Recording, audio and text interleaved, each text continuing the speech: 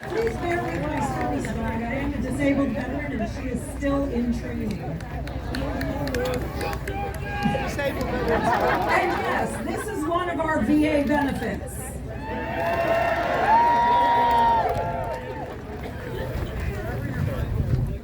Where are my veterans? I promise this will not be done by PowerPoint, and I know that it goes against everything that we've been told to stand on the grass. But bear with it.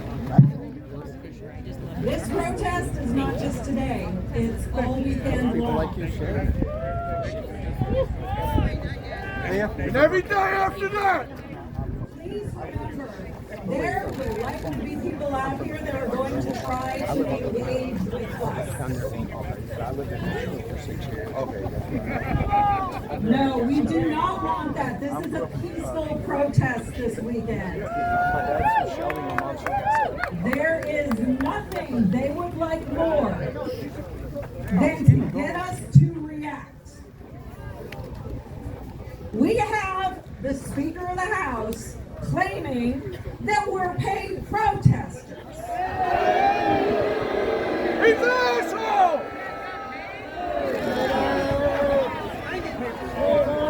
Do not give in. Do not play into their narrative. Sure. Civil disobedience has its place, but that is not right now and today. Do not block entryways. Do not block sidewalks. We're showing them how it's done. They'll take themselves down! Do not get destructive. We want to leave this place better than we found it. Leave no trace. Please be mindful when you are taking pictures. This is an amazing day. You all look amazing out there. But remember, there are people here that do not want their faces to be shown. Be respectful of them. All right? Be cautious of the metadata on your phone. All right. Last but not least, fuck Trump. We're here, everybody. Especially that last part.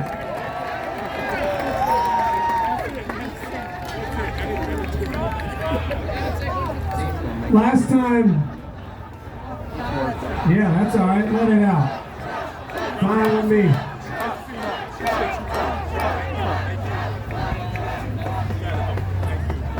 Or be like Melania and don't fuck Trump. Yeah. Sorry to make you sign language that. Last time I came to DC, I wore a suit and tie. I just figured that's what people do in DC, when in Rome, that kind of thing. I'll wear a suit and tie. I'll try to look respectable. I'll try and be taken seriously.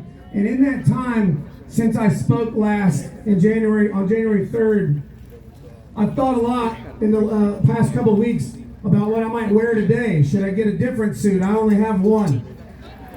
Maybe I'll just change the tie. And the other night I was laying in bed with my lady and it was one of the most embarrassing days I've ever experienced in United States history. The day she asked me, "What do you think you might wear when you go to DC?" And I decided not to wear a suit today. Today I decided to dress like somebody that I do admire. A man named Volodymyr Zelensky.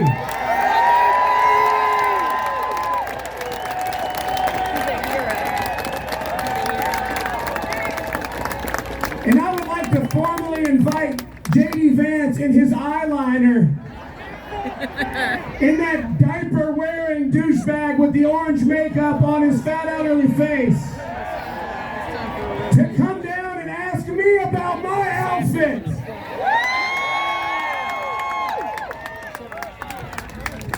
We made a promise to Ukraine in 1994 as a country, as a people, as a democracy. If you go through nuclear disarmament, we will protect you. We made that promise in 1994 and we renewed it multiple day and since, we have betrayed that promise to a democracy. We have turned our back on every other democracy on this planet. Shameful!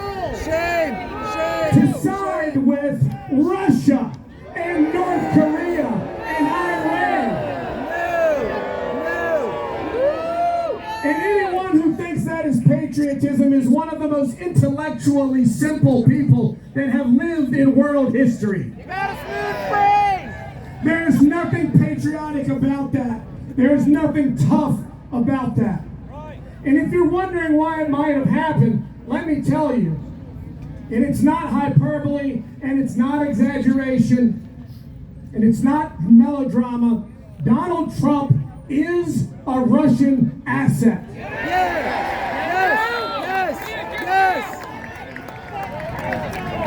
No traitor! Traitor! No traitor! Traitor! No traitor! No traitors! Welcome here! Traitor! Traitor! Traitor! Traitor! Traitor! Traitor! Traitor! Traitor! Traitor! Traitor! And that did not happen overnight. It didn't happen last year. It didn't just happen at the beginning of the last election. Donald Trump has been investigated for all types of ties to Russia going back to the 80s. When he talked about purchasing the Fontainebleau Hotel in Miami. Now you may have know that because it's in mafia movies.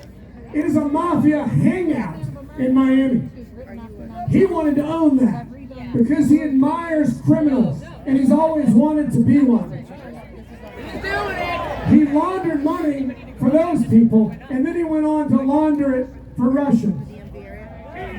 When he lost his ass the 1 millionth time, when he lost money on the biggest scale, the Russians stepped in and they formed for him a branding company. Because everybody needs a Trump steak, right?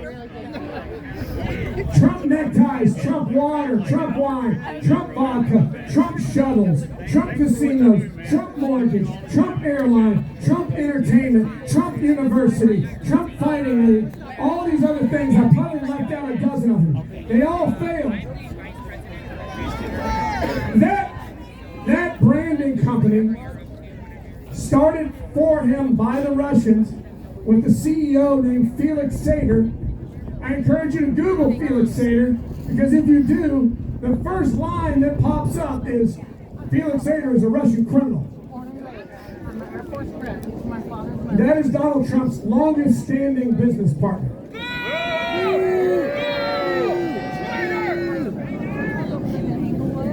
I can't cover all the Russian connections because there are too many, but I have formed a website called DonaldLovesVladimir.com. I encourage you to go there, if for no other reason than you need to learn this information because you need to be able to talk about it. You need to know the truth better than these other people have memorized their lies. Because the progressive people, the left of center, or even just a pro-democracy crowd in this country, we are still playing by the rules. If this was basketball, we are trying not to double dribble and not to foul and not to travel. And they are running down the court with nunchucks in both hands, shitting everywhere. Yes. You cannot beat lawless people with laws. You cannot beat people with rules who do not and have not ever followed rules. Moving forward from Felix Sater, let's fast forward a long way to 2015. Donald Trump hired as his lead campaign advisor a man named Paul Manafort. A criminal political mercenary named Paul Manafort, a man with zero morals, zero ethics, zero character, and zero integrity, a man who will do anything for a dime for any country that asks him. Paul Manafort's last job right before working for Donald Trump was to get a Russian asset elected in Ukraine. Viktor Yanukovych was the president of Ukraine.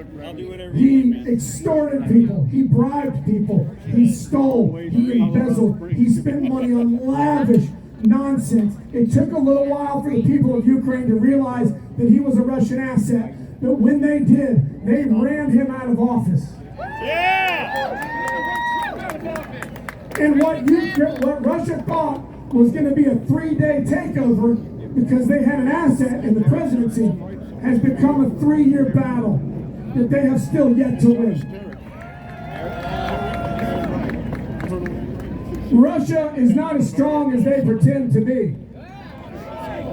I think she's over there with Any American that wants to be like Russia is intellectually simple, and that's the nicest way I could think of to say it. Russia has a 10% or more inflation, if they're even telling the truth about that. They make nothing in their country. They produce nothing but war and chaos and disinformation. When's the last time you had some Russian wine or drove a Russian car? Never. Vladimir Putin is probably the most sinister dictator on planet Earth today. He's not your friend. He's not coming to your birthday party at the bowling alley. He is your enemy. He wants to destroy this country, and it's his biggest dream and goal. Yes. Paul Manafort helped this Russian asset get elected in Ukraine. His very next job after that was to help a Russian asset get elected in the United States of America. Yes. Yes. And he did it for free. Paul Manafort took that position for zero pay.